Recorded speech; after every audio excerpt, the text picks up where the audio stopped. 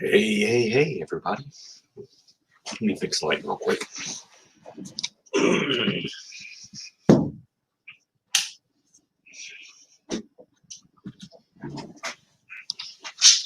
I'm aware wearing a hat with a bill does create a little bit of a shadow effect, but that might be a good thing. Makes me look mysterious. No, it doesn't.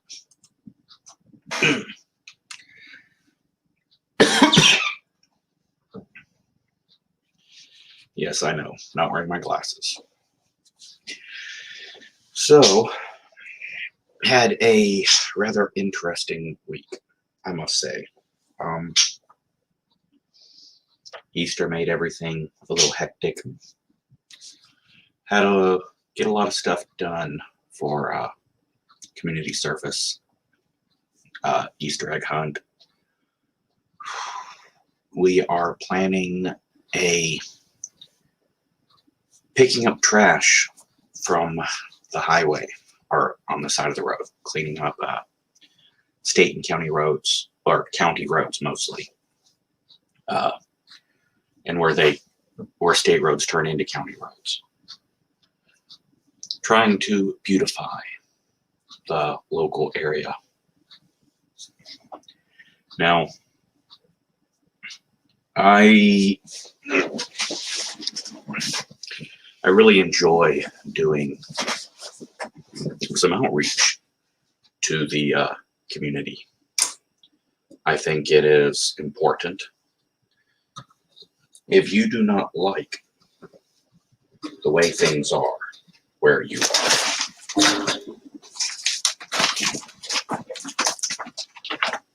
I know, awful.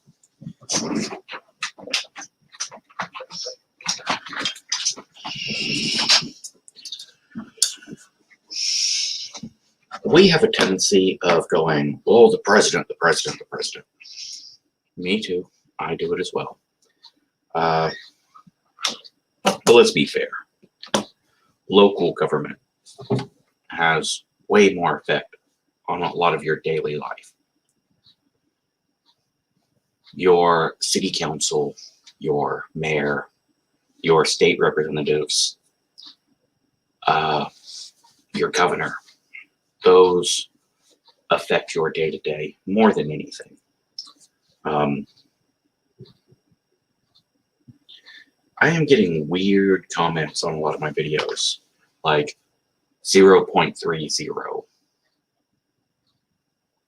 Okay, the last one was 0.27 diagrams.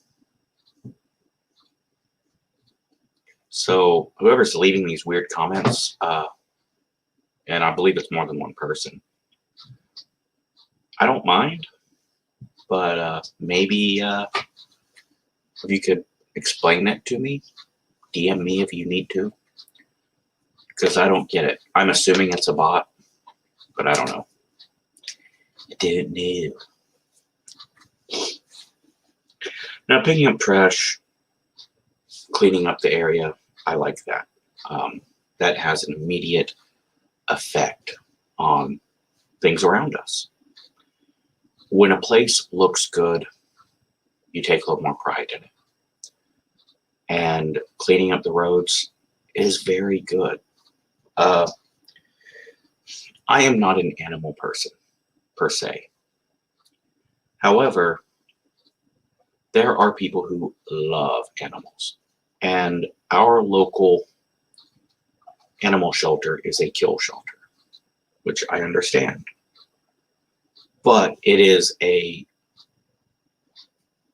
absolutely brutal in the amount of killings that they do. They kill almost as often as PETA kills animals. I know, look that shit up. I would love to find a solution. Now, I would think getting these animals spayed or neutered would be great. Get them spayed, get them neutered, and cats in particular, they're having real issues with. And if you could spade and neuter them, I don't know what the cost is. I don't know how that goes. But I would like to think that we could, you know, surely someone has space where you can drop these things when they're spayed and neutered. So I might even be willing to take some myself. And I don't like these things, but I don't know. I think getting them spayed and neutered is an important step. But I don't want to go out and get a bunch of things spayed and neutered that are just going to get killed. I have an appointment to go meet with a vet. Another community thing is we have a place to recycle cans, aluminum, which I do. All the beer and soda cans my bar goes through, they all get crushed and recycled. And I will admit, for 3 large garbage bags full, I did get paid $4.36. Yes, it's like 13 cents a pound. Although I've heard it goes up to sometimes close to $1. I don't care. I'm not recycling to save money. Recycling is a good thing. But we cannot recycle glass. All my beer bottles, they just go in the dump. I don't like that. But, you know, I would like to figure out a good way to take care of that. Because, hey, am I an environmentalist?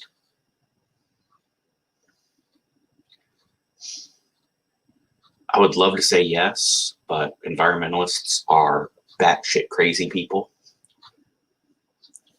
So, I don't know. I like recycling. I like trying to not waste. I think that's good. I hate litter. I don't want us to. I think our garbage situation needs to be solved. And Justin Trudeau up in Canada, his solution of shipping barges of trash to the Philippines and dumping it is not a solution. We're completely green. Yes, because you dump all your shit in the Philippines. Don't do that. Is recycling good? You know, I hear some things where maybe it's not a solution, but I believe it does get rid of waste. I don't know. What do we do with glass, right? What do we do with this aluminum? What do we do with this plastic? It's my understanding that these can all be melted down and reused. I know you can take all the rubber from tires, shred that shit, and the military uses it for combat pits, and it's in all the playgrounds, which is cool. I like that. I know people in the Pacific Northwest that use it to build homes.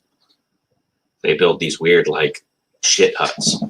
They call them shit huts because they used to be built with actual fecal matter. But, hey, they're called earth homes or some shit. I don't know. Like, I like this kind of thing. So, yeah, I want to find out something to do with all my glass. I'm going to separate metal, or cans, and bottles, and trash. It's a little thing. Now, I've been trying to get roof repaired and my heater, my HVAC system updated and replaced. Now, the solution is to someone bought a boat, sort of, and they're offering the boat to me, my group, my organization, my club, my bar, and we go around and sell $100 raffle tickets, and someone will win the boat, and we use that money to pay the person who bought the boat, and everything left over would go towards an HVAC system. Now, it was not my idea, it wasn't my plan, but I'm going to take that and try to make it work the best way that I can. So I am big into local. If you can get local stores instead of these big corporate things, I think it's better. I think the money stays in the community. It helps communities bond.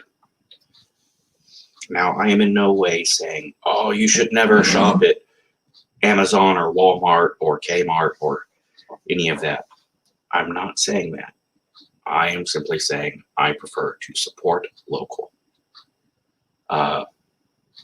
Back home in the newest of the Mexicos, I would buy cheese from a local place.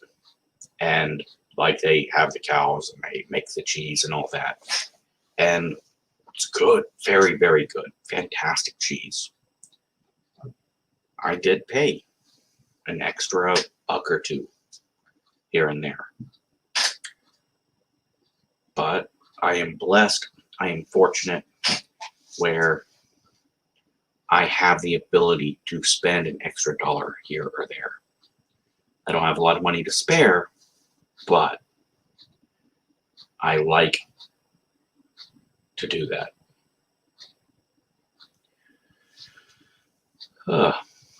So I go around to these local businesses. I'm like, hey, look, $100 donation, help with the HVAC, help with the roof, and when I will fucking put your name on a little sign, and when we have the drawing, and we will give you credit, we will try to send people your way. I'm going to take out an ad in the newspaper when all this is done. These local businesses are awesome and amazing and support veterans, and boom, boom, boom. Try to work out, whatever it is we can to help all of us stick together. And we're sponsoring a Little League team, which is pretty great.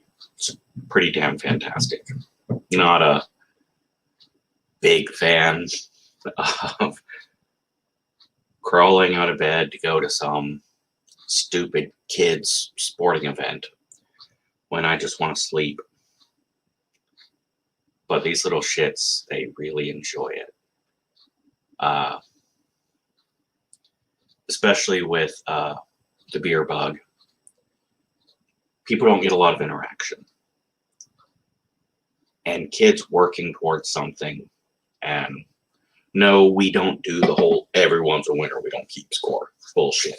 Nope. There are winners and there are losers. You learn from your losses. Now, do kids get upset when they lose? Absolutely. And they should. And, you smack them on the shoulder, lift them up and be like, dude, you busted your ass. Look how much better you are than you were before. Man, you lost. That sucks. Losing sucks. But you know what? Now you learn a little something, right? What happened in the third inning? What happened on 3rd and 7, right? Man, how cool was that? Now, on the other play, when you went for that 3-point shot in the bottom of the 7th, right? You went for that 3-point shot on the 17-yard line. You know, the goalie did that thing, and yeah, you didn't get your 9 points. But hey, how cool would it have been? Like, man, let's go get some pizza or spaghetti. I know everyone wants to go get pizza after the game. I'm trying to get people to go get spaghetti a little more often. I don't know why. I really like spaghetti lately. Been eating a lot of it. It's good. Seeing those kids, really pretty cool. For Easter, we brought a little rabbit, a real life rabbit, to get these people to hold it, these little kids to hold it for professional photographs, for bargain bin prices. You know, you get the picture taken, you get the picture printed off. You know, we made enough money to pay for the ink and to pay for the electricity. And that's it. And I know for a fact some of these kids have never had professional pictures taken outside of school. It's fantastic. I do really like reaching out to the community. Now, churches. You go to a church and it's like, hey, would you be interested in making a donation to help me get my HVAC and roof, my HVAC replaced, my roof repaired? You know, also there will be a drawing for a boat that was donated, and you could win a boat. If you don't want the boat, then we have someone who's willing to buy it, and you can use, and that would be money you would get. We want to keep it local. You know, we want to really help out the community itself. And some of these churches, like, isn't that gambling? I would not call that gambling. You're not making a bet. You're making a donation. And there is a chance that your donation could net a reward. That's, you know, you're doing a nice thing donating to us. And someone else with a boat is doing a nice thing and giving a boat away to the donators. It's not gambling. We're not trying to make money here. We're trying to fix the roof and replace the HVAC. It's like, yeah, isn't that a bar? Well, we do sell alcohol during certain hours. And yes, I do have a bar where I serve customers. We also have therapy sessions for veterans once or twice a month. We do have church meetings, non-denominational, people from various churches coming together to try to organize things for the community. We have a lot of things going on there. One of those things is a bar. That's what I do. But I'm fairly certain someone in this church may have some booze in their fridge. Or they might have a liquor shelf. Does that mean that's all they do? That's what they are? I'm not asking you to help out the bar. All right, I got the bar. I'll handle the bar. But don't judge the entire organization because I sell some booze and get some people drunk. It's not right. It's not fair. Churches suck ass. They're extremely judgmental pricks.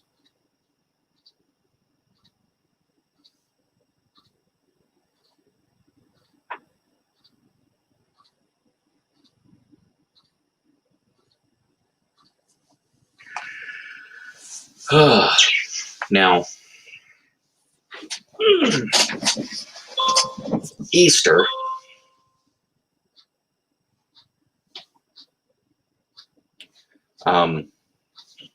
When is the league? I don't know. Like with COVID, I was asked about the Little League. Yes, baseball. Sorry, I was trying to keep it vague. But a lot of games get canceled here and there.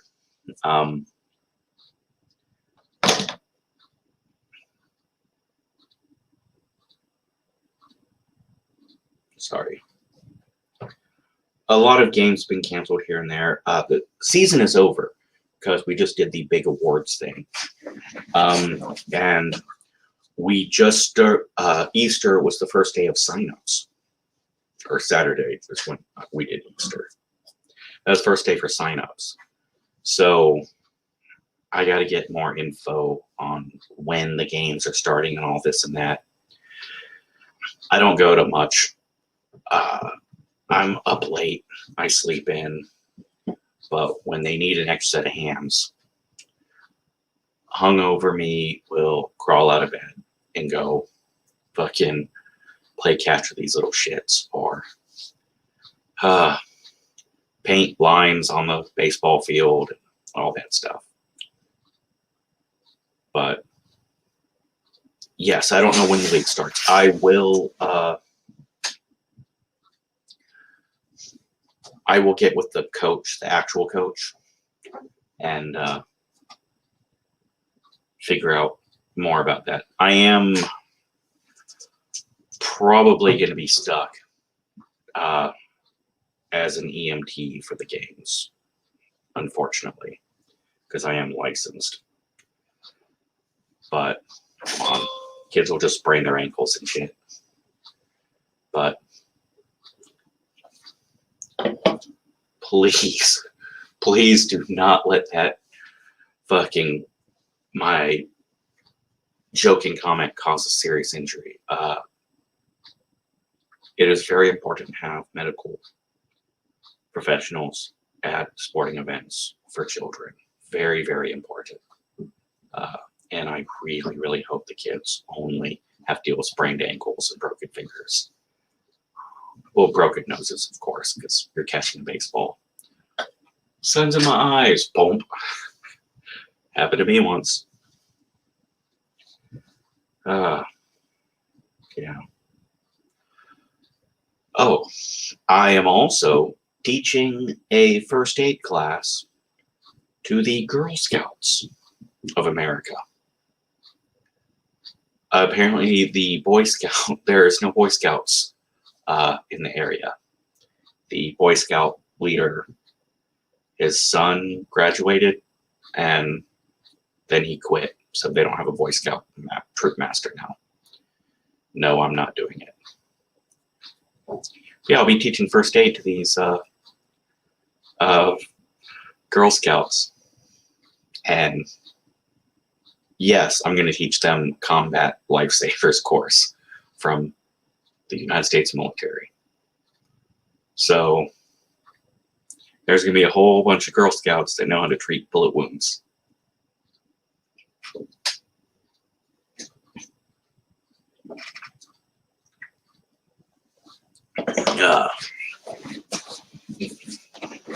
Community outreach.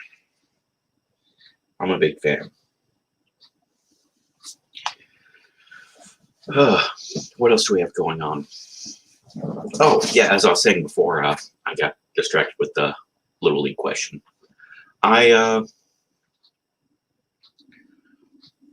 We have a group of people from various religions and churches. I will admit we do not have anyone who is practicing Judaism that comes, but we do have someone who is pagan, and we have Baptist and Episcopalian and evangelical and many different flavors of Protestant Christians. I don't go, but I'm probably gonna have to start because I was at an event during Lent and it was on a Friday, and I was like, yeah, I'm sure that is fantastic. It smells great, but I can't eat it. You're not vegetarian? No, it's Friday. Yeah, and it's Lent. What's Lent? Well, I mean, hey, you got anyone know what Lent? No? Yeah, don't eat meat on Fridays. It's to honor the. It is a mild annoyance to remind us of the sacrifice of the 40 days in the desert. And it's all leading up to Easter, the resurrection.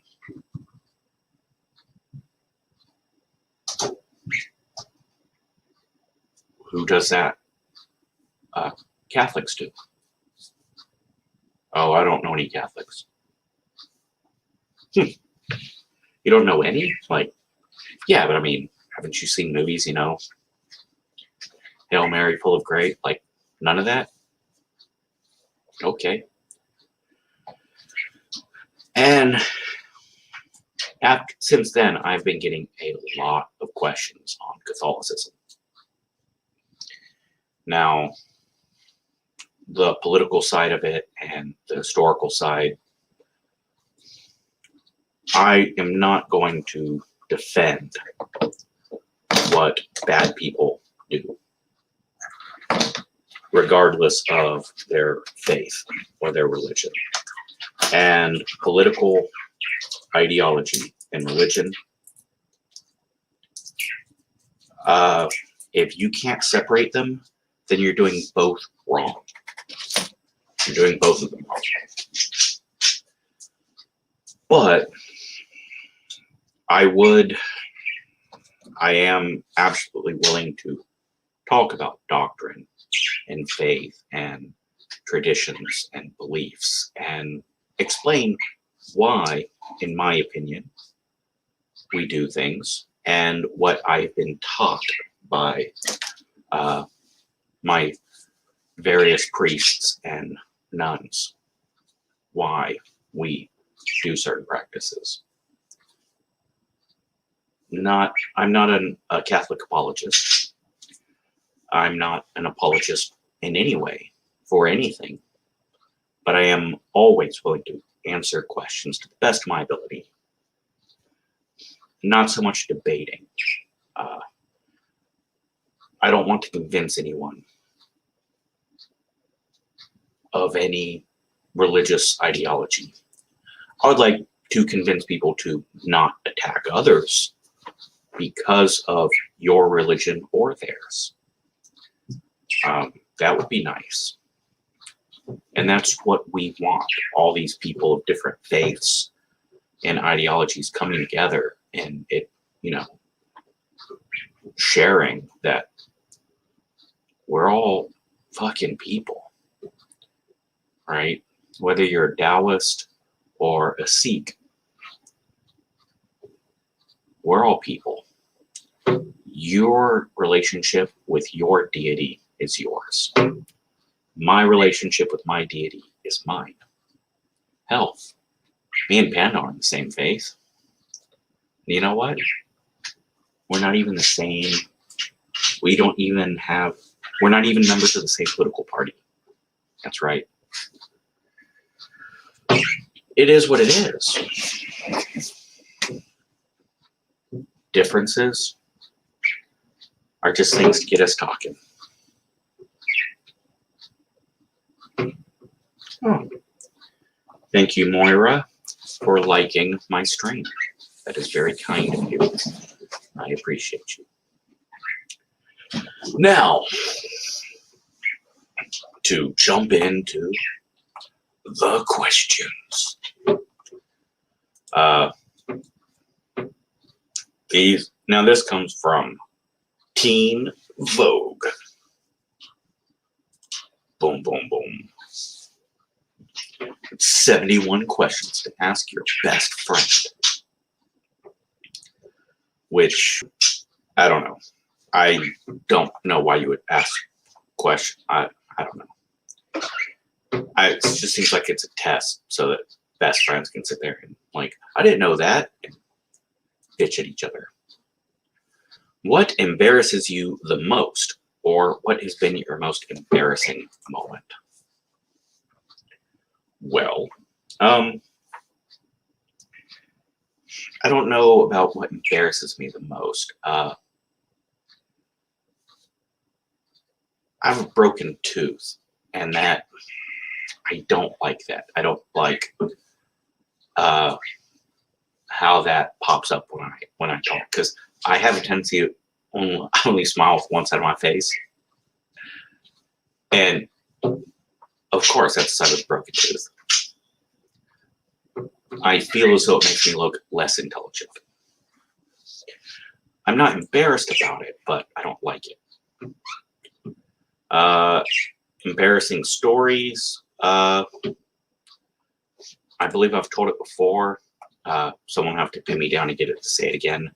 I once defecated on a wall, the floor, myself, while wearing a business attire with a tie, bare-assed, while my boss's fiance watched. Yes, that's a pretty good story, I think. Who do you look up to most, and what qualities do you love about that person? Most, that's just absurd. I can't pin it down to one. Tell you what I will do, though. I admire a lot of people. And maybe someday someone could admire me. That's just funny. I deeply admire Skinny Devil, Music Lab. I know him personally. He is a talented, amazing, kind human being. I'll go ahead and share his page real quick. Skinny Devil Music Lab. Gentleman's name is David. He is truly one of the most intelligent people I've ever known. And he is absolutely the most talented person I've ever known. If he wasn't so damn charming and loving and just all around cool, I'd hate the bastard. Right? So we once worked together, and I consider myself knowledgeable when it comes to history. So I'm having a conversation with someone where I'm telling them a story about the historical importance of why carrots are the color orange. And Dave just jumps right in, right? He's like, yes, absolutely. It's like, yeah, that family, you're absolutely right. That's the family's name. Now, so-and-so from that family line went on to marry so-and-so. So that family tree still exists today, and they are da-da-da-da. And it's like, that's so fascinating. That is so absolutely awesome. I took a obscure historical event and waxed philosophical about it, and you're familiar and you jump in. One of the best guitar players you're ever going to find. I play drums. He's better. He plays harmonica better. Whatever it is, he does it better. Right? I did Taekwondo. And I did boxing. Now, to be honest, in a fight, boxing is generally superior. I mean, it's striking. Generally speaking, boxing is what you should learn if you want to defend yourself. And a good, solid boxer will beat a good, solid MMA fighter any day. Now, once you get to UFC and professional boxing, we're not talking good, solid people. We're talking professionals and experts. All right. If you want to be an expert, by all means. But I'm saying, on the street, you get a good, solid boxer and a good, solid MMA guy. Boxer's going to win. My opinion. And, of course, Dave's like, you know, when I got my black belt in this, I thought I was hot shit. And yeah, I went to boxing gym just, you know, to work out. And I was young and I mouthed off. And man, you're right, dude, destroyed me. So, but once I became a Golden Gloves boxer,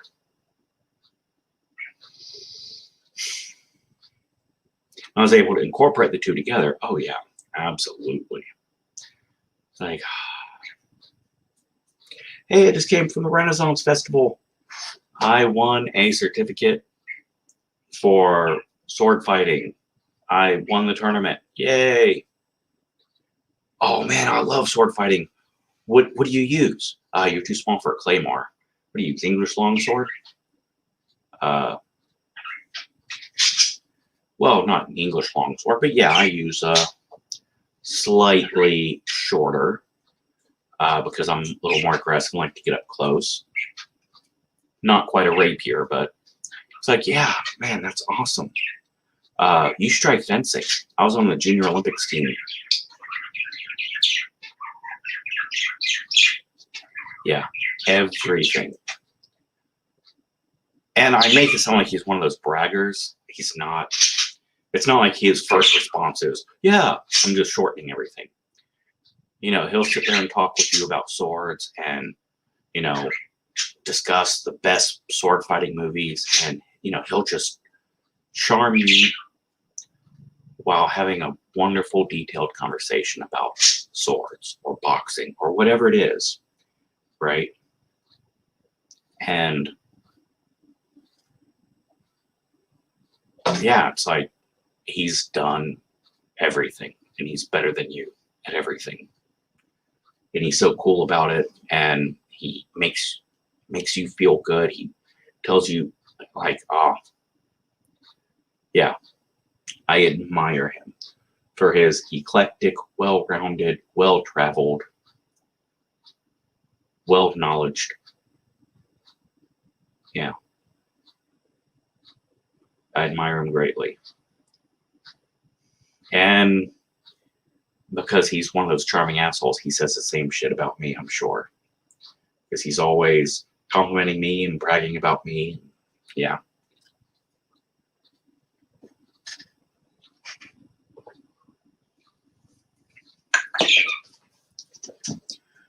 When a guy that is so talented and fantastic, and you know you should feel insecure, but he has a way of building you up, that's admirable.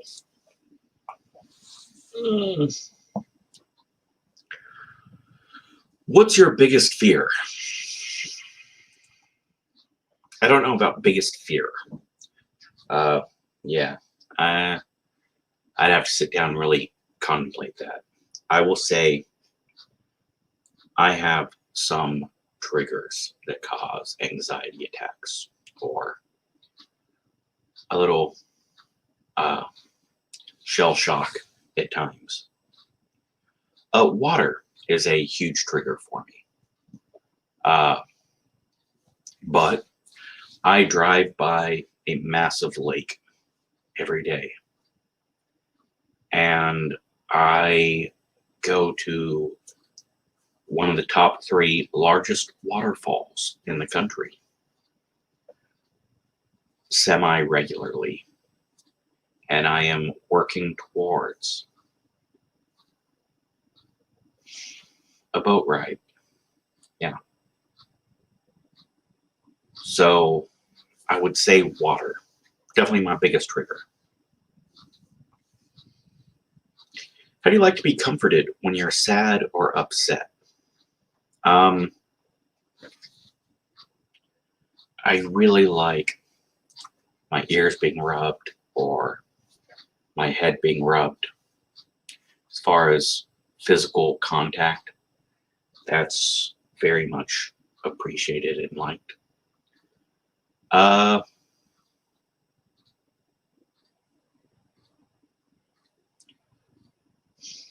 I think a good amount of distraction with humor is usually helpful. When I am hurt or angry or upset, what doesn't help is to just keep uh, going in a cycle of the same subject. Like, to keep talking about the same thing, right? Like, you and I are having a emotional disagreement, a fight per se, on, good example, because it's silly, blue and green, right? I love green, right? And you love blue. And we both feel passionate about it. And because I put green, I bought green rug for the front room and a green lampshade to match it. Whereas you really wanted the living room to be blue. And we just have an all-out fight about it.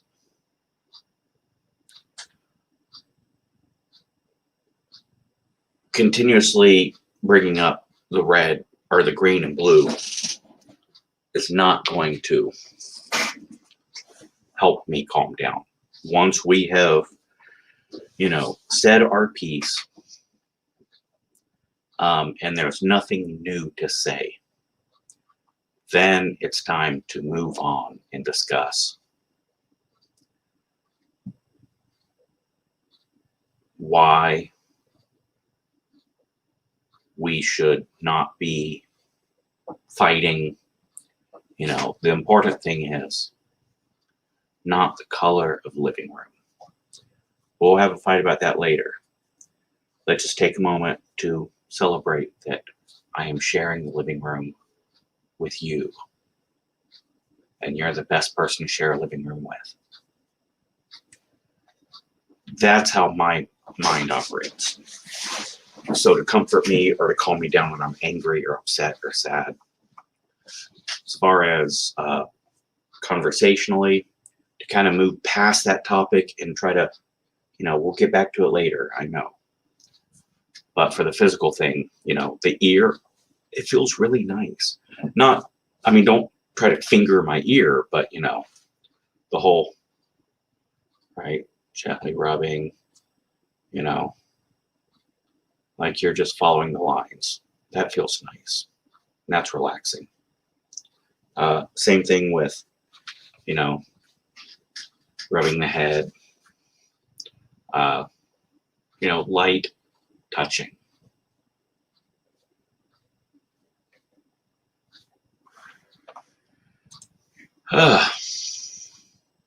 Who was the last person that made you cry and why? No, I'm not answering that. Where do you hope to be 5 years from now, 10 years from now, 15 years from now? I hope to be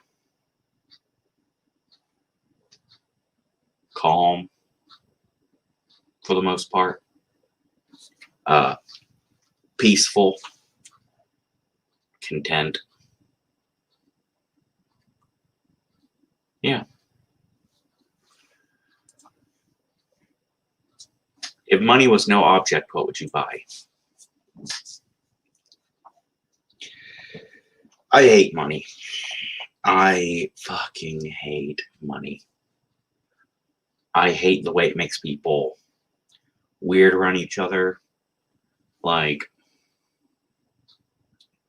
I love individuals. I can't say I love people because I kind of hate people, but I love individuals, right? My best friend Panda over here, right? He needs a little help, and I am able to give him that help. And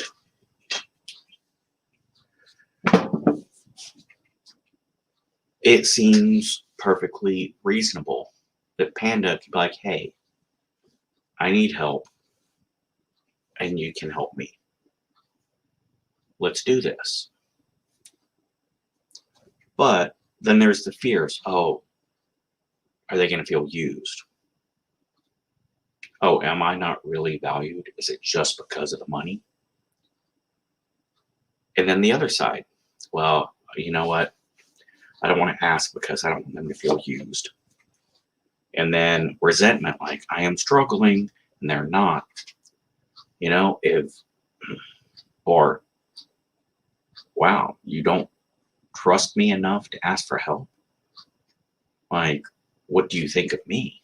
Or maybe I'm not that important. Or maybe I'm not showing you how important you are. Like, oh man, we can overthink this shit and just destroy ourselves and each other and our relationship over money. Avoiding money or talking about money makes no difference. Money's awful, terrible. So I think just open, honest discourse, swallowing pride, and not sparing each other's feelings too much, while having tact and decency. I think that is the solution to money being in a relationship. Now, if I could buy anything, I'd go out to New Mexico and I would buy 10,000 acres of land, right? 1 acre long. I'm sorry, 10 acres long.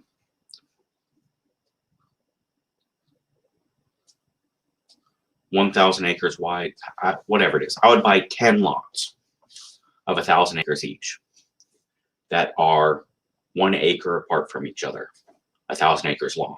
Yeah, that's it. And I would give those 9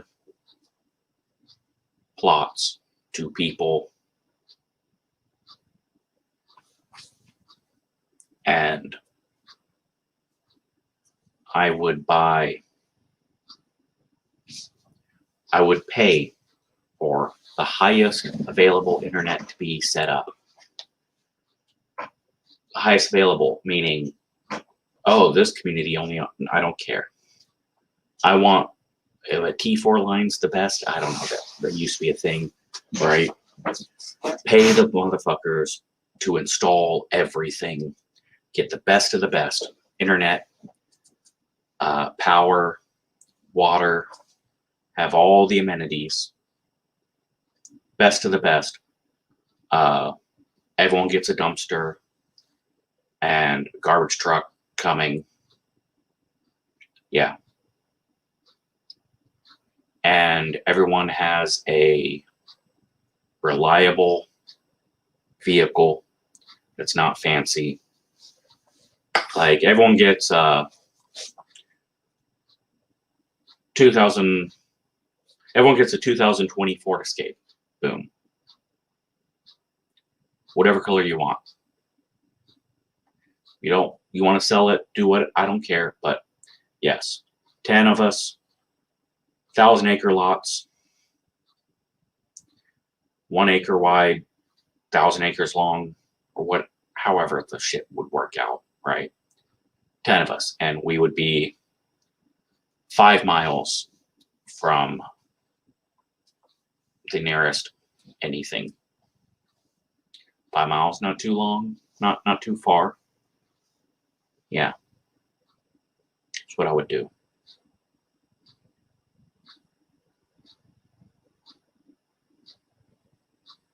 Yeah.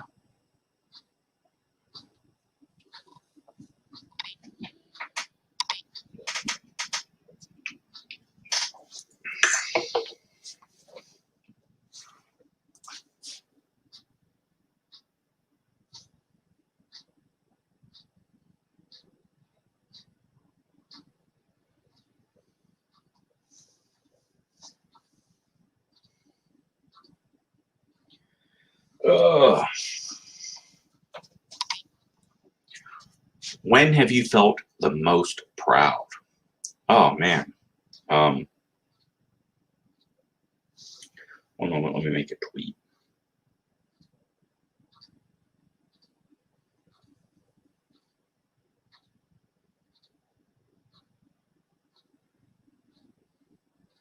Actually, I'll do that on the computer.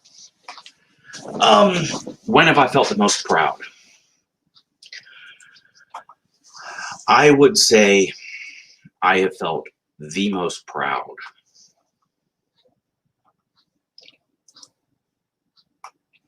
of myself, of my own actions. It's hard to say.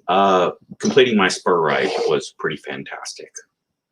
I think that's a nice, safe one to bring up. I've been extremely proud of my children at various times, of my loved ones, my closest friends.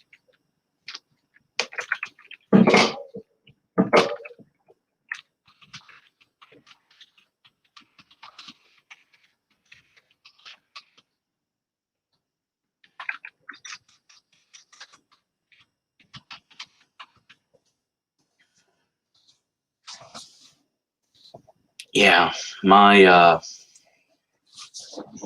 one of my beautiful daughters came out, and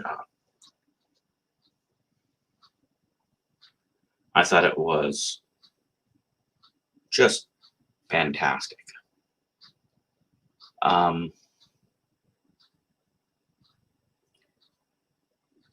the bravery to say, I don't want to live a lie.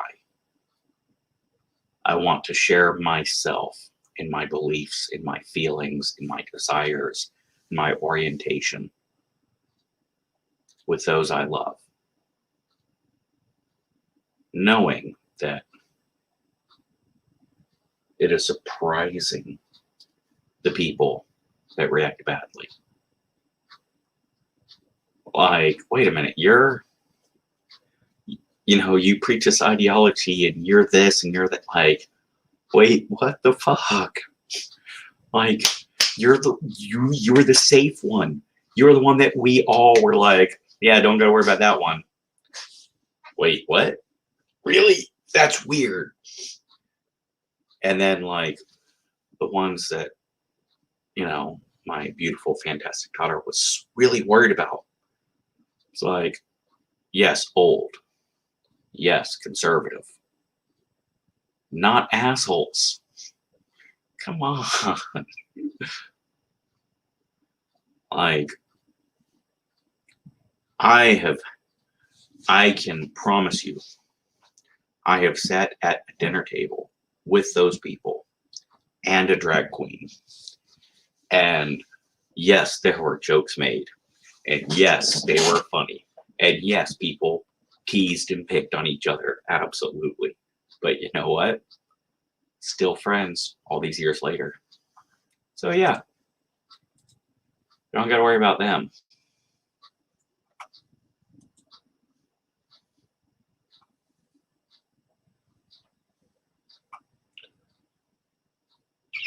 Sam Hagwin is King of Scots.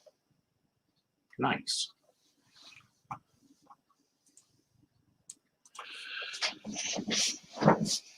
But yeah, that was something I was really proud of. I had a soldier come out to me. And this was before it was legal to get married and shit. And man, This boy I love, he is family. He is my son. He is my brother. Weird little combo there, but yeah. Absolutely one of the greatest, most loved human beings in my life. Scared to come out to me. Because you never know how people are going to react. Now, the general public is very supporting of different orientations. General public is, for the most part, like, I am so very, very proud of how accepting this country has become. And that's awesome.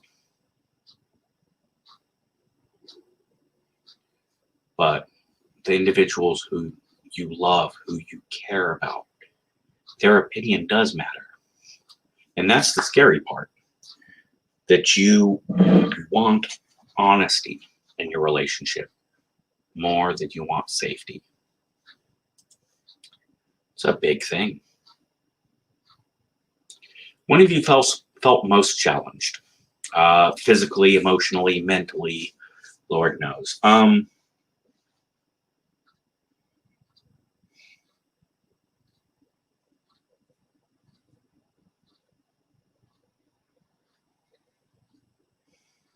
Yeah, that's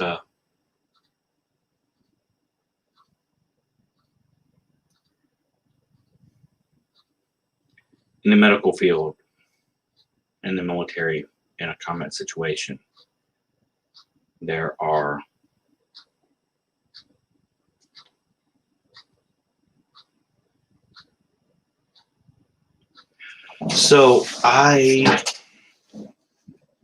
when I was in college the first time, we all had to do a speech, right? That was over 100 years old. That was relatable to a current event. That was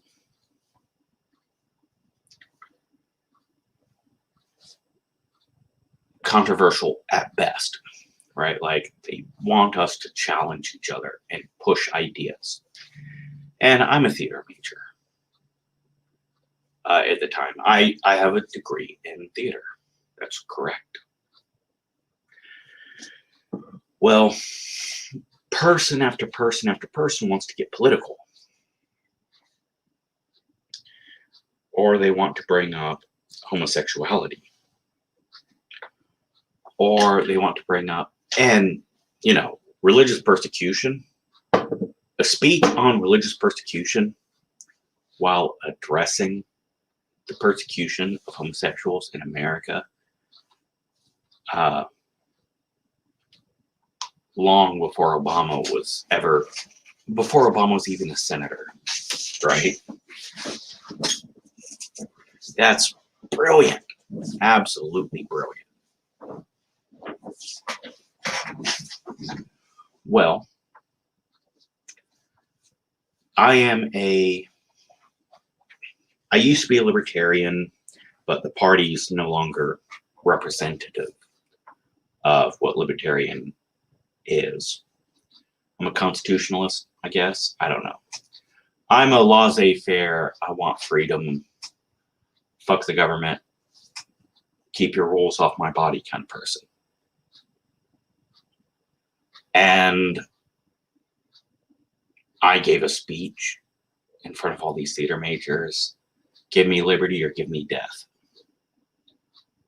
And, I really was just pounding in on, you say this, well, you don't want attacks, or you don't want the enemies coming for us. Well, I say they are here. They are at the door.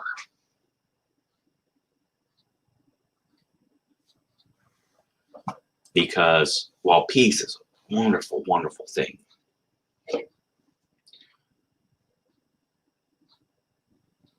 peace cannot exist without the willingness to go to war. People will push you. There's a great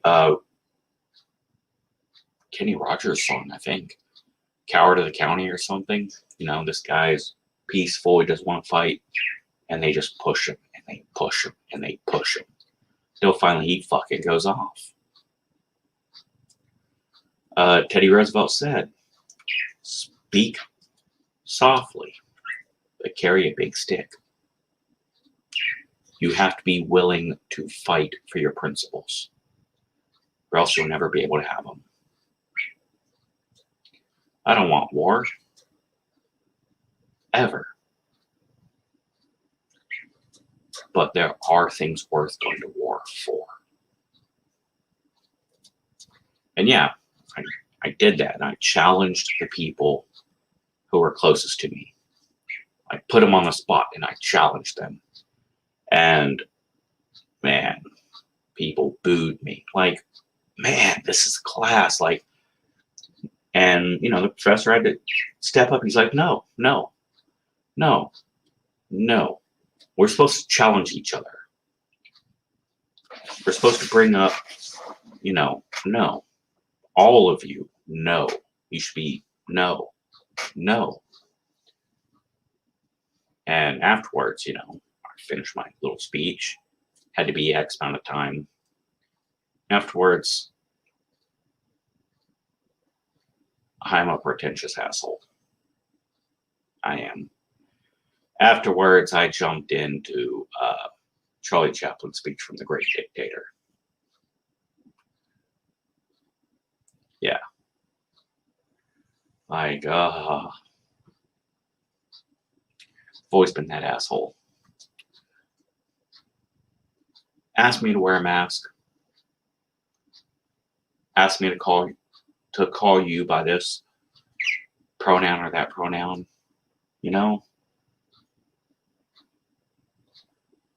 I'm there. I'm with you. Absolutely. Tell me I have to?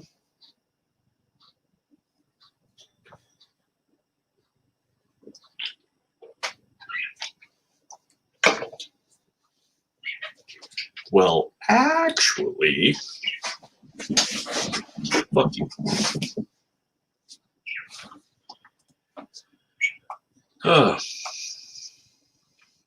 Do you have any regrets? If so, what are they? I have a lot of regrets. Not listing them. When was the moment in your life you laughed the hardest? Jesus, I don't know. I've laughed a lot at a lot of different times.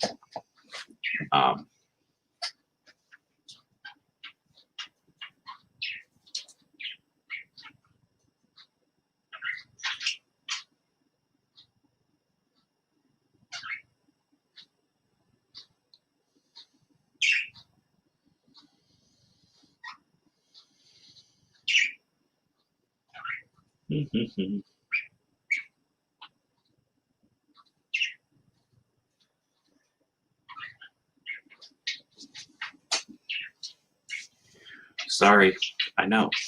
Shitty. Oh, when have I laughed the hardest? That's a stupid question, really. An example of when I laughed my ass off.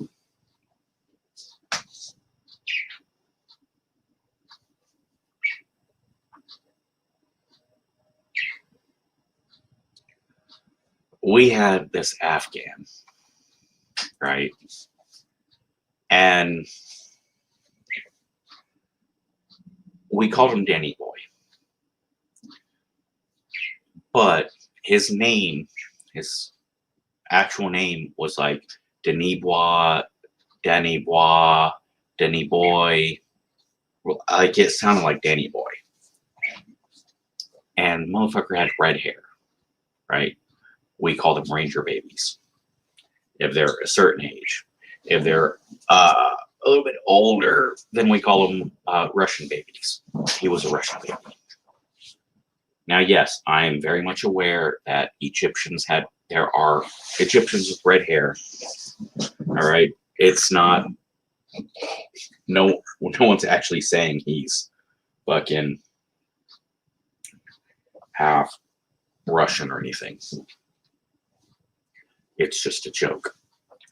Soldiers are assholes. Well,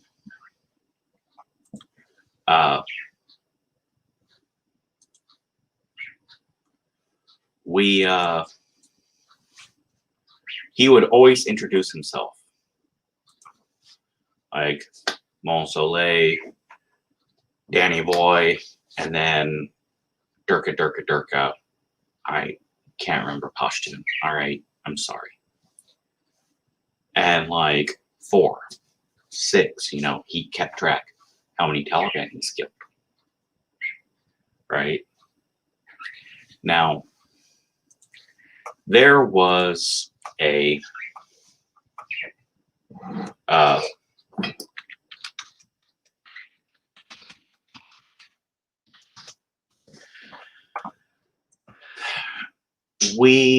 because I worked hand in hand with the Afghan police, right?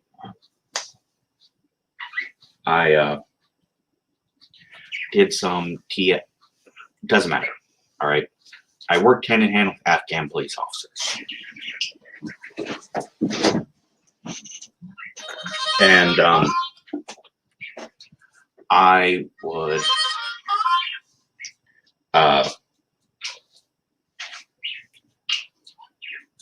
every day we do roll call.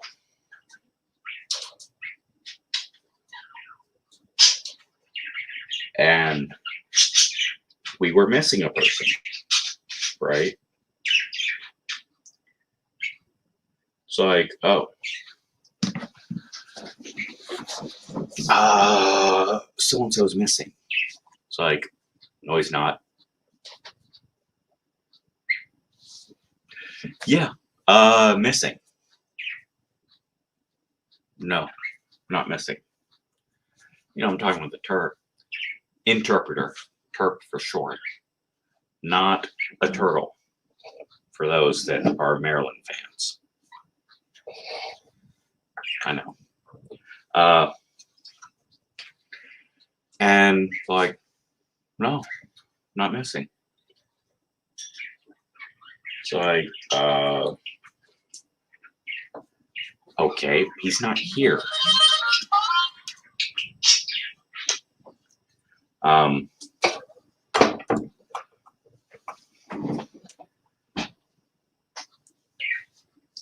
Well, he's here. No, actually, I don't see him. He's not here. Like, doctor's appointment or something? Like, where is he?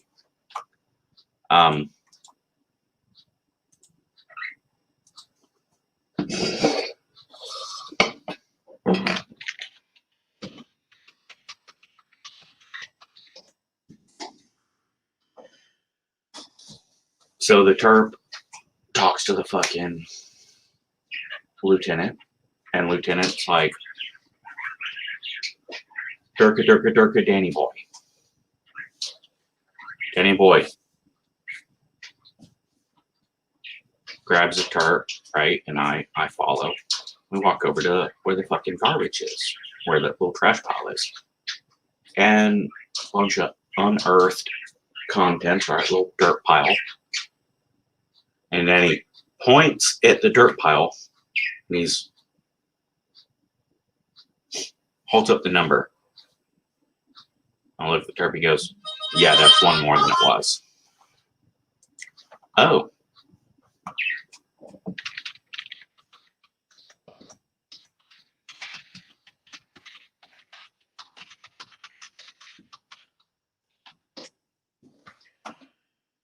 And I laughed. I laughed pretty hard. It wasn't a big, long laugh, but it was a powerful, short laugh. It's around the time I came up with my Ben Affleck theory. Sorry, the what? Yes, it was a Ben Affleck response. I love Kevin Smith movies before he went crazy on marijuana. I know, only person ever to go crazy on weed, maybe. Well, Chasing Amy, Ben Affleck, Joey Lauren Adams, and he gives this fucking tearful, emotional, gut-wrenching speech. And she responds in the worst possible way, with anger and storming off. And Ben Affleck's character responds with, "Was it something I said?" And everyone in the audience laughs. It's not a funny joke, really. It's not that funny. We laugh because we need it, right? We need the laugh. It is so powerful and emotional. You have to react. You have to let something out. And that little fucking joke, bad joke as it was, we all got to let it out as a laugh.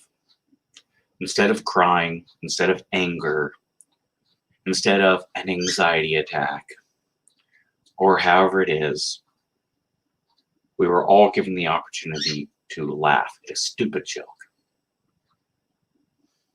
And it was absolutely a kindness. I was able to, expel that. And yeah, that's was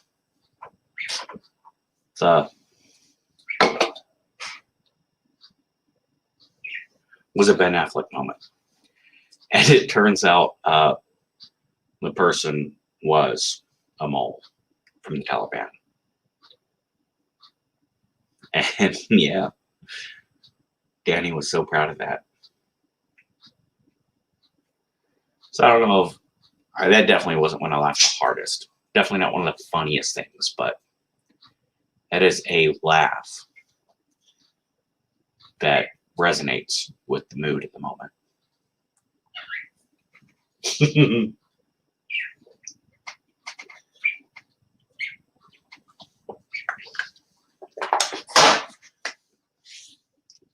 A laugh of necessity. Which celeb would you want as your other BFF, and why? All right. Celebrity I would like to be friends with.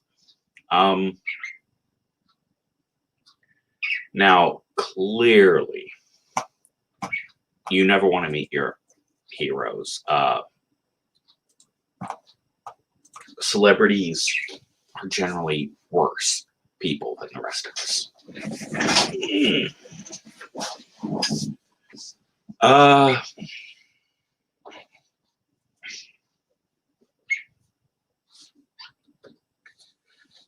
Jimmy Buffett, I met, and I made a bad joke, and he was quite charming and graceful about it when he could have been an asshole. My brother and I met Psycho Sid Vicious, the wrestler, and he was very gracious and kind when he really had no reason to be.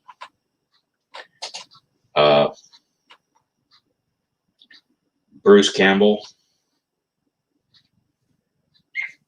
has an image of being cool like that, so I don't know. I have a massive crush on Christina Ricci. So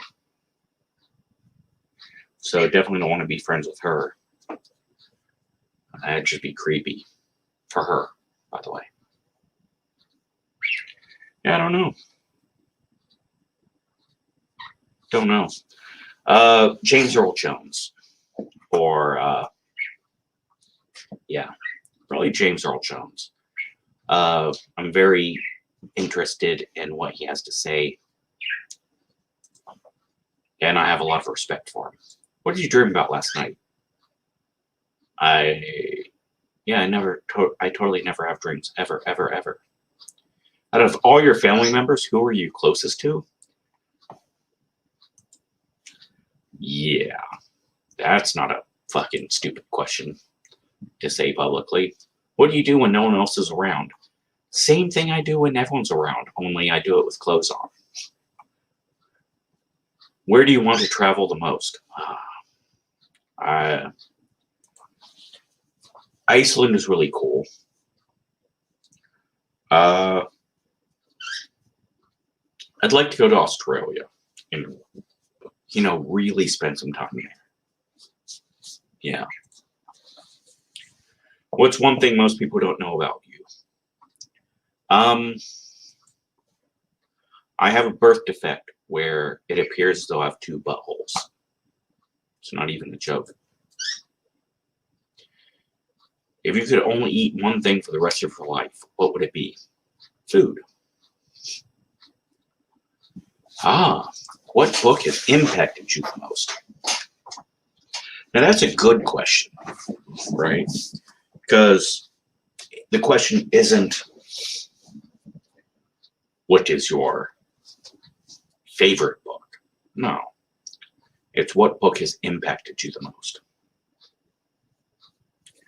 Well, The Tao of Pooh was one that was suggested to me, and it made a big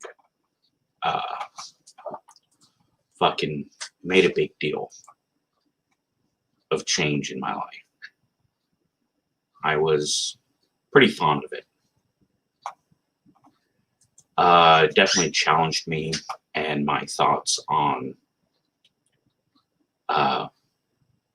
everything, really. Really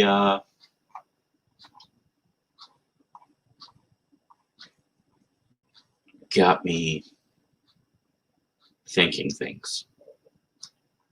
All right, now, this is awful, terrible, and wrong. But I am going to the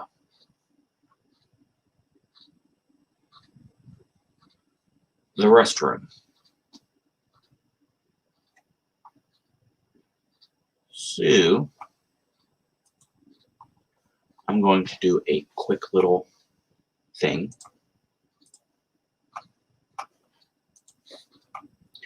While I evacuate.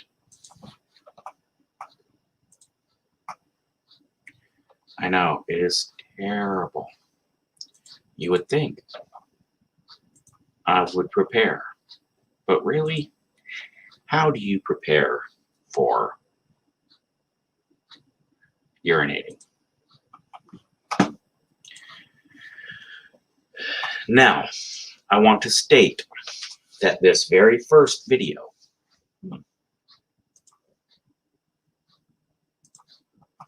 right here, someone got super drunk, hijacked video.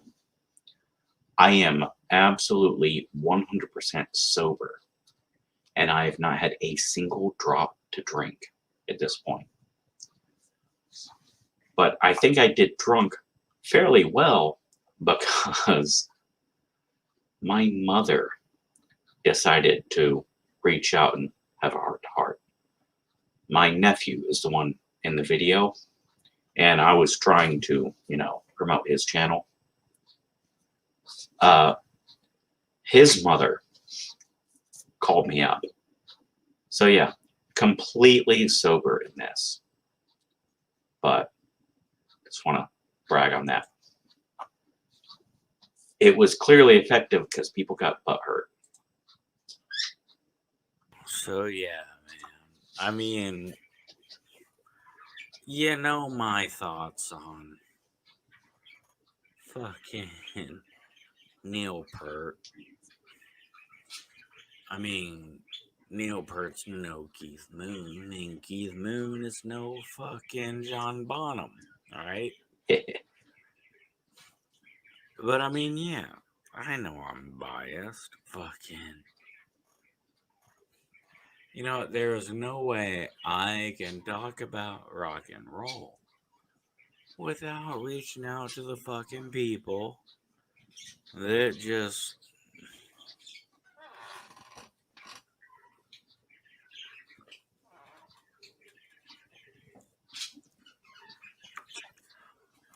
without reaching the people that just,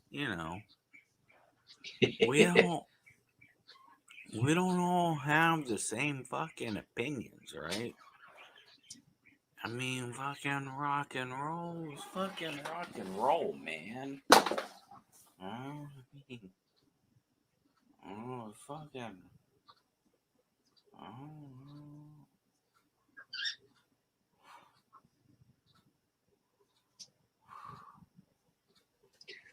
The sound was supposed to be a shot glass dropping, but I used a lighter. That's why I got some in my hand. Big Whopper. Are you recording it? I said the Big Bopper, Hey but guys, apparently it sounds like Doc Big passed Whopper. out. He's okay. He's hugging a panda. He's sleeping. So I'm going to take the opportunity to steal a shout out. I'm Baker from the Pongo Possums. We have a redneck channel where we share, show, and teach how to be a redneck. Hell, you ain't got to be a redneck to enjoy our content. Everybody loves explosions, fireworks, and crazy shit. So if our content offends you, send all of your hate mail to Doc's channel.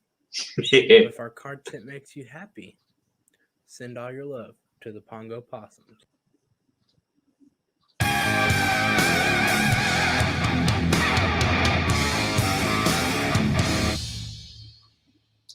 I was really happy about that. All right. Hey.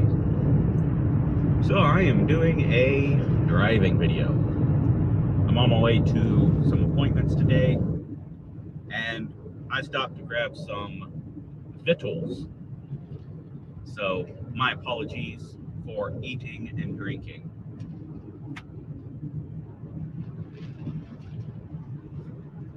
Now, I saw a YouTube channel that is all about it's an ASMR channel where it's a lovely lady who is eating really close to a microphone so that you can hear the lips smacking and the teeth and, the chewing and whatnot. Now, I know a lot of people get really grossed out about that. And, well, some people, they very, very much don't mind. And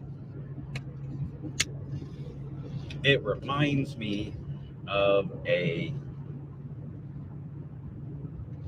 story. So the internet, it's not been around all that long. Al Gore invented it, early to mid 90s, really. Yes, I know Al Gore didn't invent it. It's a boomer joke, people. If you're old like me, you'll get it and you'll chuckle. Now, there was a gentleman who had a very good paying job with excellent benefits, working for a soft drink company. And he left his job to be an entrepreneur.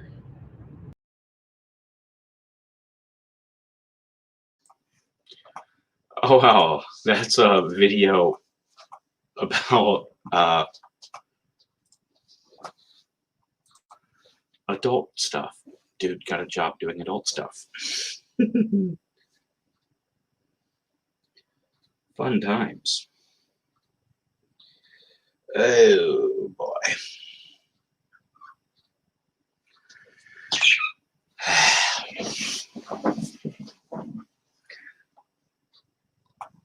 All right, now let's throw that one back up. Yep, I think we can go with that safely.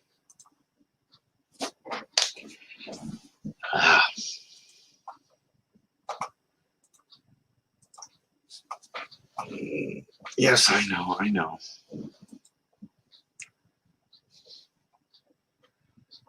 8,000 subs. That's just absurd.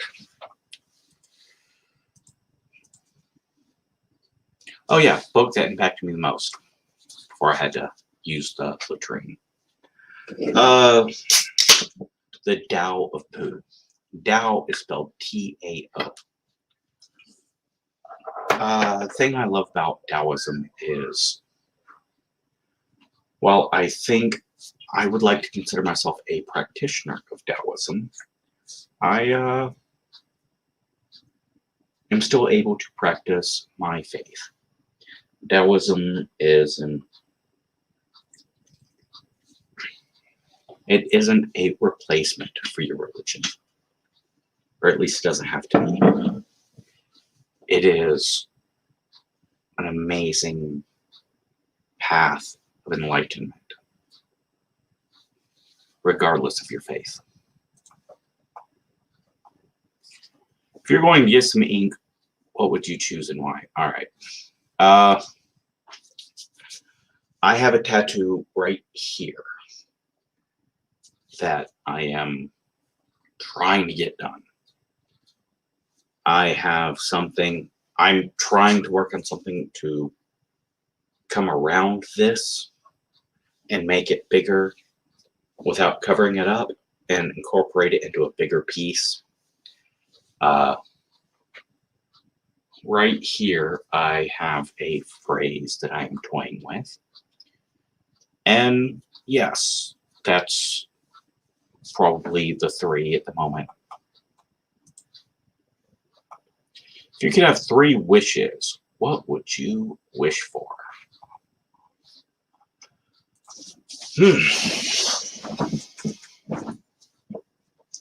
I would wish for clarity in the decisions I make. I would wish for prosperity, money, to be able to do the things that I need without having to worry.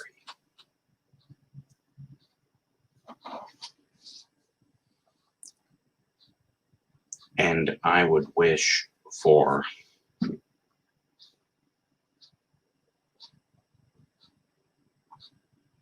the confidence, bravery, peace of mind. I would wish to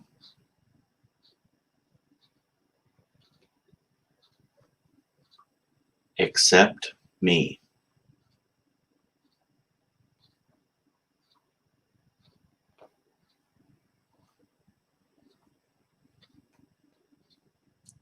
Accept my flaws.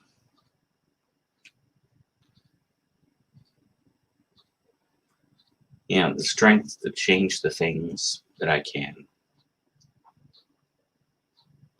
The acceptance of the things I cannot change. And the wisdom to know the difference between the two.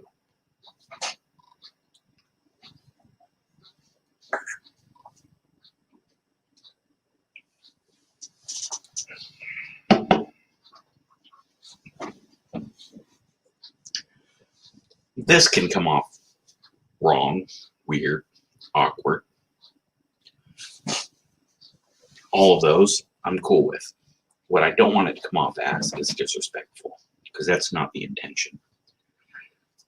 And if that's the result that you come to, then either you're reading things very badly or I'm putting it out there wrong. Either way, I'm gonna blame you and you're gonna blame me. I love Alcoholics Anonymous. Love it. I love AA. AA is absolutely fantastic. Now, I know what you're thinking.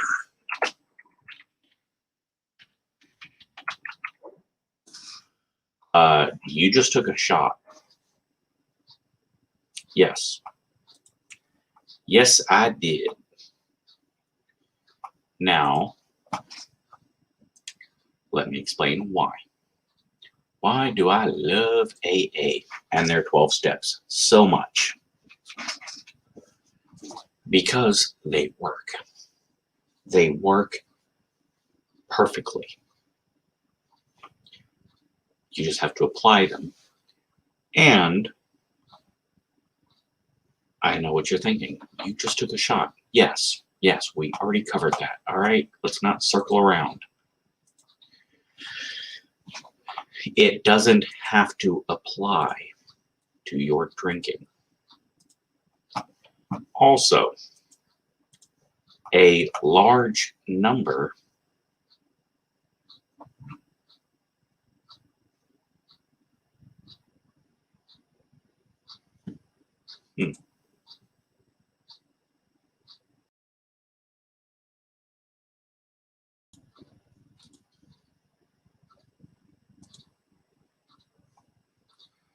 All right, that whole thing's weird, right?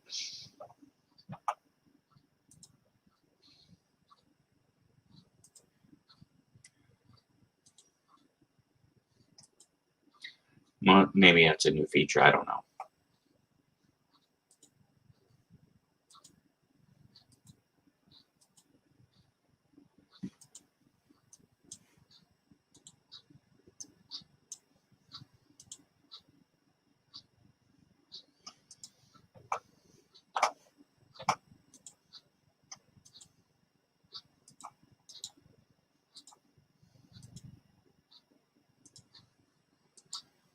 All right. I don't know. The whole fucking thing was weird. Anyways, the issue is when you try to. Sorry, that whole fuck. They changed the thing. Just flipped me out.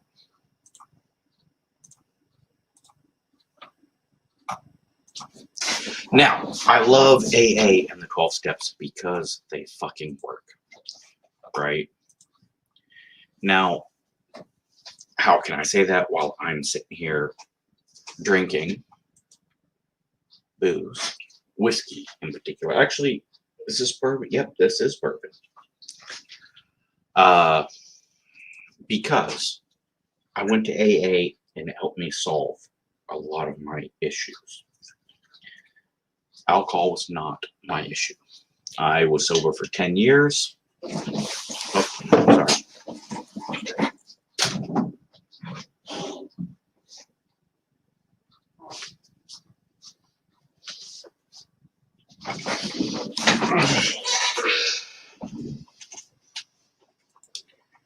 Sorry about that. My little Joy, she had a little bit of a accident. She was just trying to take her bath and get a drink, and she flipped over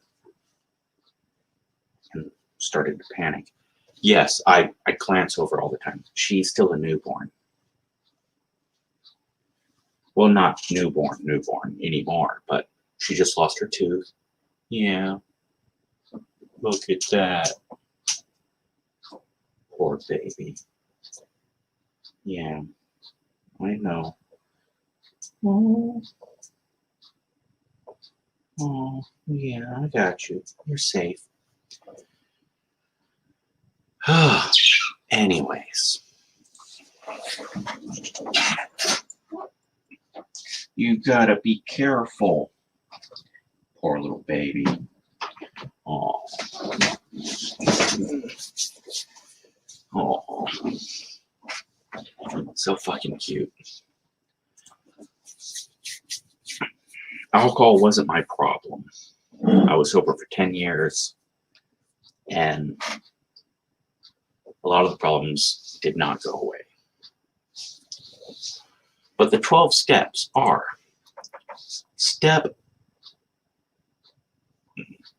all right, number 1, admit that you are powerless over alcohol, that your life has become unmanageable.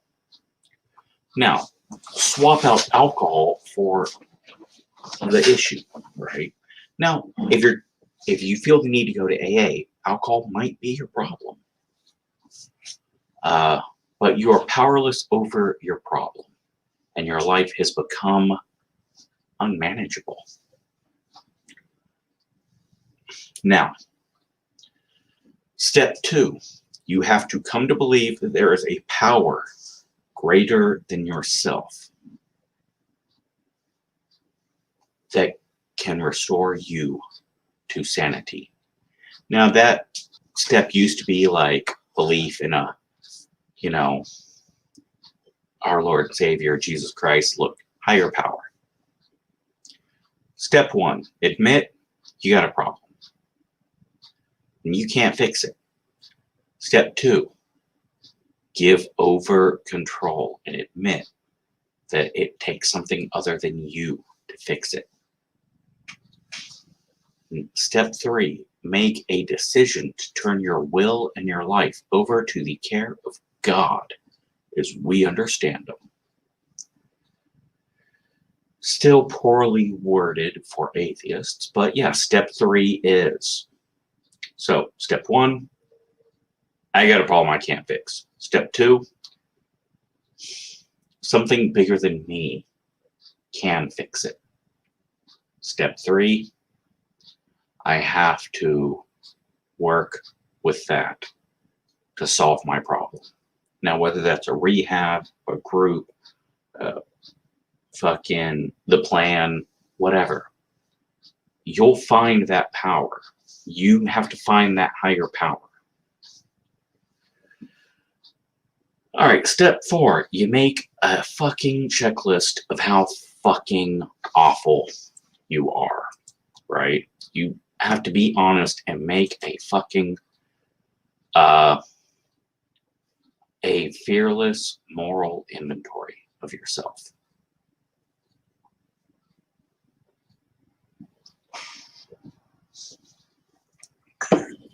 Step 5, admit to God, yourself, and another human being the exact nature of your wrongs.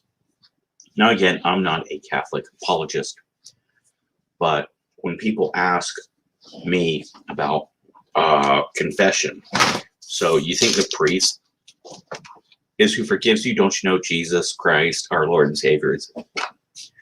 Dude, the priest can't forgive you. All right? Catholics know this. The point is, you gotta fucking, the point is a teaching method. Teach us to fucking come out, say that shit out loud. Admit it to yourself, to your priest, who is supposed to be your, like a teacher in how to be a good Christian. And to God. You gotta fucking pop the cork, get that shit out there. Admit it and make it known. Not just say it to yourself. Not just whisper it in the shadows. No. Get that shit out there. Admit it. No, the priest can't forgive you. No, your counselor can't forgive you. You have to admit it to yourself. You have to admit it to your God, your deity, your higher power, that thing that you are using to get yourself fixed. And then step number 6, you have to give in. You have to you've just embarrassed yourself and spilled your fucking deep and dirty. the open with someone you trust who won't tell others, but you said it yourself. So, yeah, step 6, give yourself over to God, that higher power, that whatever it is, and really commit to the program to remove those things. 7, humbly ask God to remove our shortcomings. Now, again, that's weirdly, awkwardly worded for modern times, but you have to give yourself to the plan. You have to be specific with what you want out of the plan, right? It's not just give yourself over to God. No, you have to ask God what you need. Step 8, make a list of fuckers that you fucked over and reach out to them. Humble yourself. Shame yourself. Hey, look, kind of fucked you over. I am sorry. I am truly sorry. And this is your opportunity to really fucking cut into me. I deserve that. Now, that means you get to cut into me and yell at me and shit, and then, boom, done. I am now past it. I didn't get away with it scot-free. I paid a little penance. Next, make direct amends when possible, with the big exception of don't fuck over others, right? Like, I fucking said something mean to someone once, and it really hurt their feelings. Making an apology. Cool. But, you know what? I, one time, got really drunk, and I shit on a fucking oriental rug. Sweetie, you gonna get right back in the water? Oh, please don't. I know you're brave and badass and stupid. You're just gonna keep fucking trying to climb over that wall until you can, but let's not now. Sorry. I shit on this oriental rug, and then I fucking rubbed it in with my boots. Destroyed that oriental rug that was valuable and emotional to that person. Well, if possible, I would buy them an oriental rug as an apology and as a way to try to fix the bad that I did. It will never fix it, but it's an attempt. Now, if I was laundering money with my taxi cab company, and my business partner was innocent, coming out and admitting to the authorities that this company did this and this and this is going to damage my innocent partner. So no. That's the making amends. People get weird about that. They do that wrong. Continue to take a personal inventory. And when we're wrong, fucking fix it. Right. You don't just make a checklist of shit you do stupid, and then I won't do that anymore and problem solve, and then continue to do other stupid shit. No. You gotta stay on top of it. You have a proven history of doing stupid, bad shit. So let's stay on point and not do other stupid shit in the future. And when we do, try to fix it.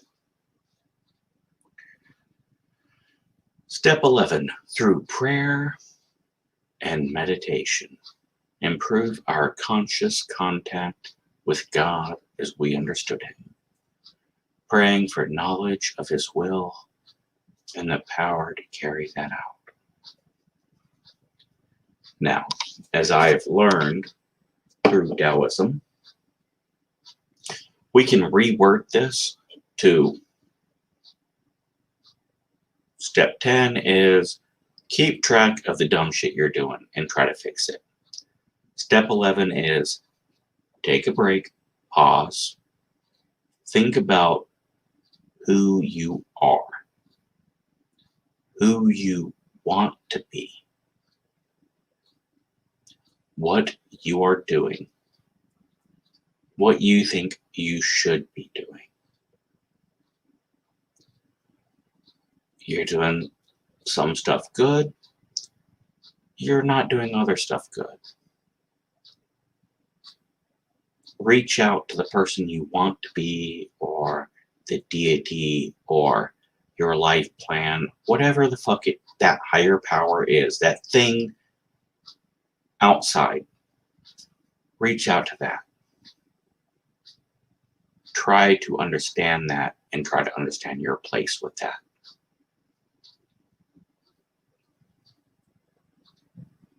And then step 12, have a spiritual awakening as a result of these steps, and carry this message to alcoholics and practice these principles in all our affairs.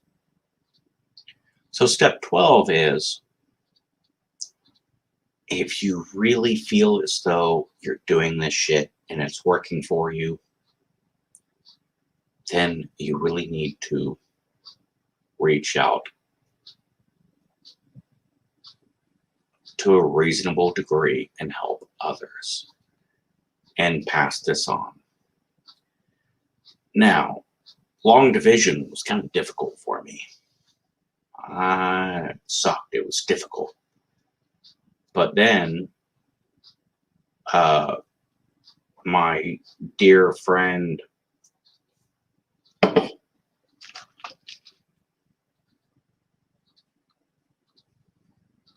Kolakasif, he was struggling. So I sat down and I fucking would try to explain it to him to help me understand. Same thing applies with this stuff.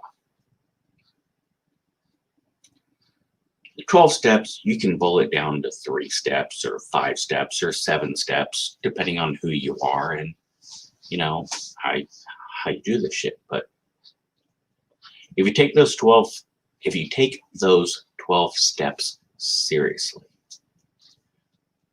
it really boils down to identifying your behavior that is causing damage to your life. Finding the reason for that behavior. And then finding solutions. Admitting you can't fix it and you need help. And then finding the system, the path, the deity, whatever it is, that will help you. And then trying to pay penance, get punished, resolve the problem, however it is for you, to alleviate your guilt. And then, when you really think you're in a good spot, reach out to help others. Like drugs, alcohol, sex addiction, fucking gambling, whatever it is. I really think those 12 steps is a good blueprint. So yes, I love AA.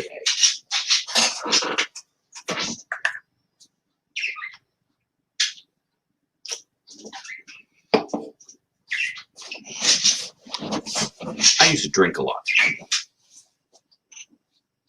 I know how shocking that is, but yes, I used to drink a lot. And I decided that I wanted to make my life better. So I quit drinking. I started making changes in my professional life. I improved. I became better in many, many ways. Military, combat situations, various things, life happened, right? And I stayed sober. 10 years of sobriety. And I learned a lot. And there were a lot of things fixed. I reached my goal and I began to drink again. Drinking did not make anything worse. Did not make anything better.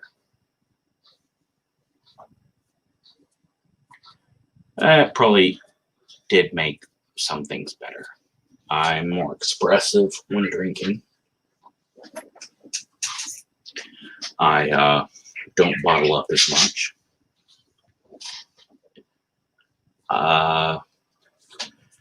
Makes things worse.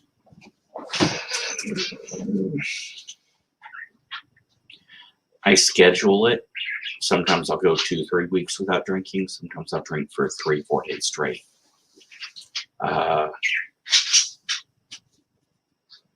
When drinking, I am unable to go out and about.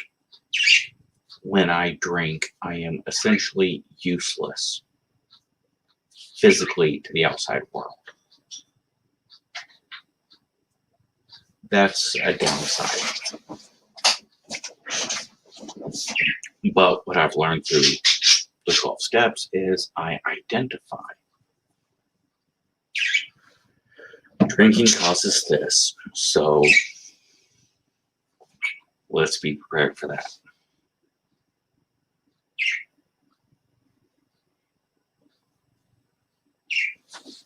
Yeah, she has decided not to get in the pool. She's now playing with the toy, flipping it. Sorry.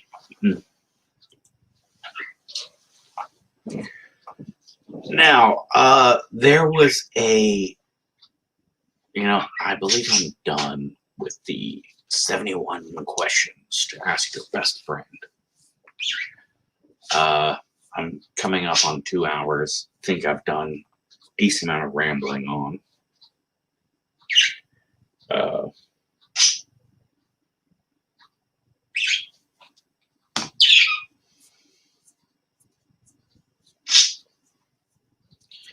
There was a what should we cancel next, or shit that should be canceled on Twitter.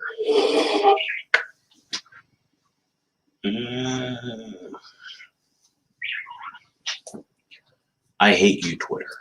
Twitter, you're fucking awful. Stupid and dumb. This mob mentality from a small percentage of the population. Let's look at shit that Twitter canceled. And everyone else is like, wait, what? Twitter canceled Dr. Seuss. A bunch of corporations responded and answered to it. Yeah, all that did was make people look stupid and raise the cost of certain books and get people to pay more. And then eBay was like, oh, wait, we don't want to be part of the Twitter mob. eBay just gives away, just sacrifices sales. All right, whatever. I don't care. Disney fires Gina Carano. It cost them money.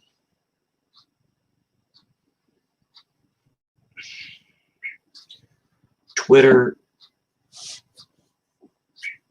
mobs are dumb, pointless, and stupid. Twitter is a major corporation that has power, and they choose what's trending. They suppress things. They decide on which cancel thing they allow to flow and push. And they have their reasons. Everyone on Twitter jumping in on these things, you're just playing your part for Jack Dorsey. But I'm a hardcore, I don't care kind of person. Now, growing up in Europe and the US and bouncing between the two, I saw the bullshit, stupid mentality that these different countries had, these different cultures had, right? Like, I'm over in Europe and it's like, oh, dude's a fag. Okay. Just letting you know so that, you know why he's wearing those leather chaps. Why he looks like a biker in America. Oh. Oh. Okay. Yeah, why do I care? Sorry. Like, I mean, cool, nice to know, but yeah, Judas Priest being gay doesn't, like, Queen's gay. So why do I care if Judas Priest is gay? Oh, you shouldn't. But when those Americans find out, oh boy. Oh, okay. Ooh, George Michael's gay, right? No, he just really likes to dress pretty because that's why he's around all those supermodels. Oh, okay. Yeah, we're both stupid.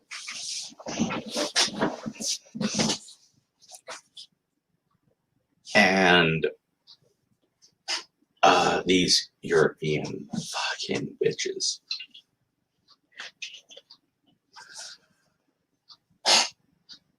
Guns are bad. Guns kill people. Okay.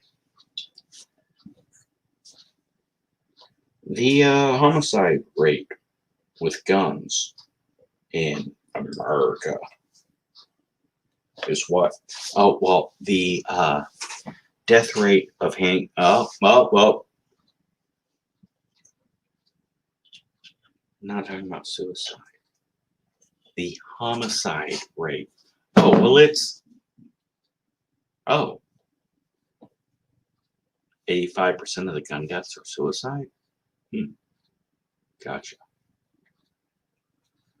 Right, but look at all those deaths. Those deaths would not happen if you guys outlawed guns. Really? So your homicide rate's lower? No. No, yeah, but a lot of those deaths were guns.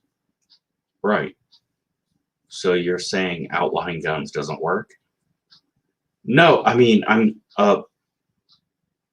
fuck you.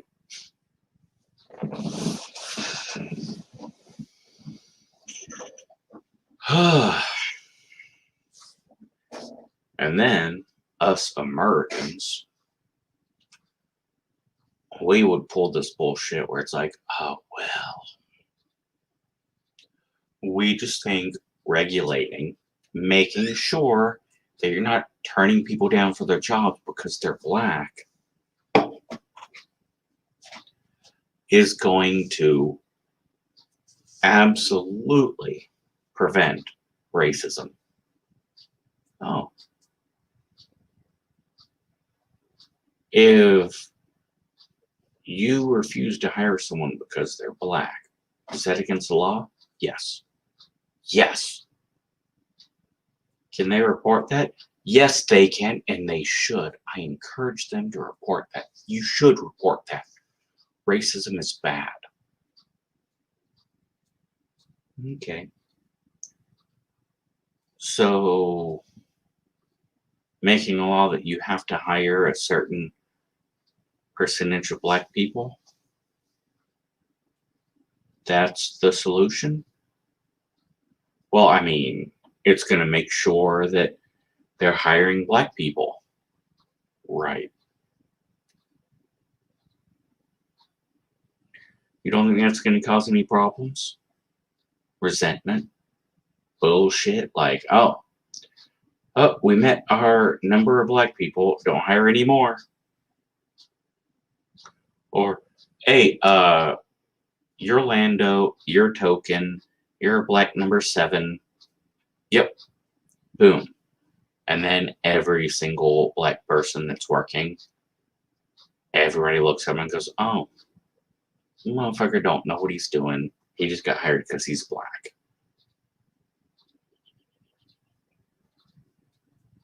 Well, I mean, the people that think that are wrong. Right. But they still think it. But that's not what it's supposed to do. Right. But that's what it does. But, well, what's a better solution? A better solution. I don't know that there's a better solution.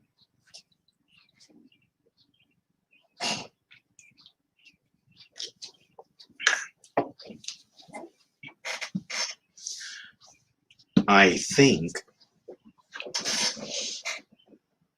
racism is bad. And I think equality in hiring practices is good. So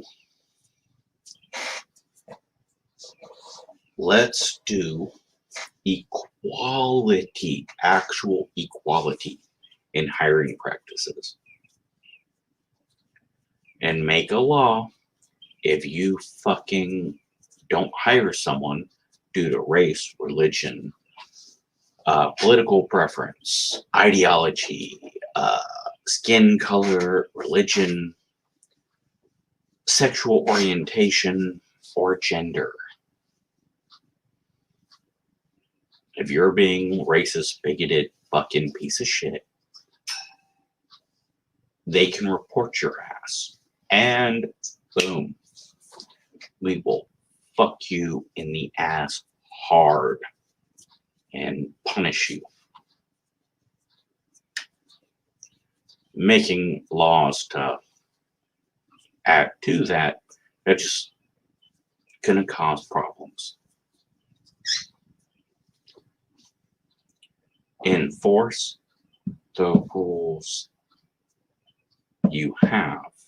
If you have to add a rule on top of a rule on top of a rule, then that first rule was written badly and needs to be fixed. If it wasn't written badly, then you need to enforce it. So rather than let's jump in and boom, force this shit, no. Nope. Now, you want to tell me that a black-owned business is going to get some tax incentives and they're not going to have to pay fucking blah, blah, blah? Awesome. You know what?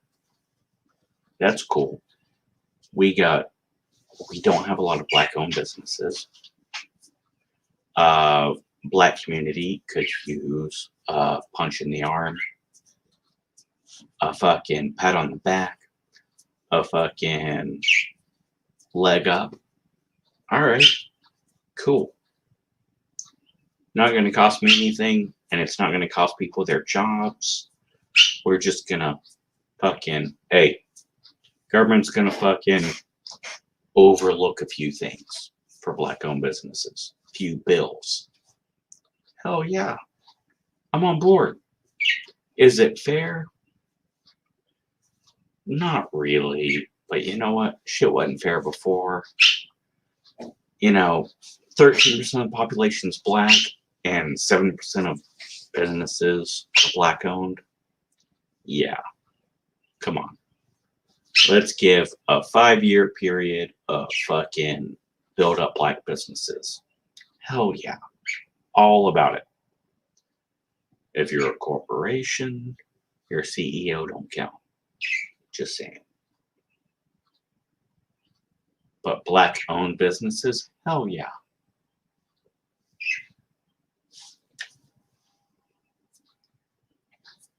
And I think everyone can agree. You'll get those that are like, well, that leads to this and leads to this. And you know what? You're right. That's why you put a time frame on it. Like, we're going to give Black-owned businesses a free pass on payroll tax. You know what? Yeah, I'm on board.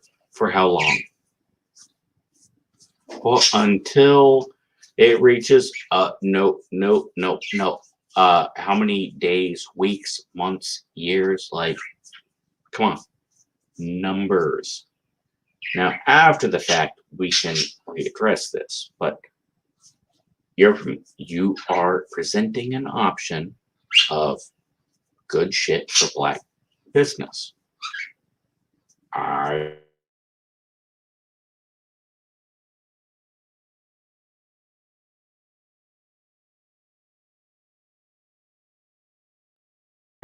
appear to be frozen on my screen. Anyways, 2-hour mark was supposed to be the thing, but panic got me distracted. I would like to give a shout out to Moira Kitty. She is a very big supporter, and I am very, very fond of her. I'm gonna link it. I'm trying to link it. I know.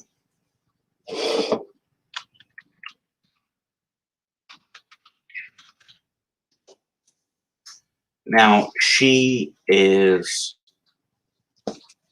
fantastic. Let me go ahead and share this link.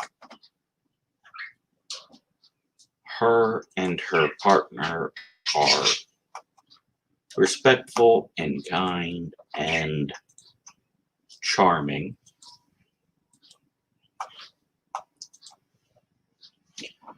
Follow her on The Two of You.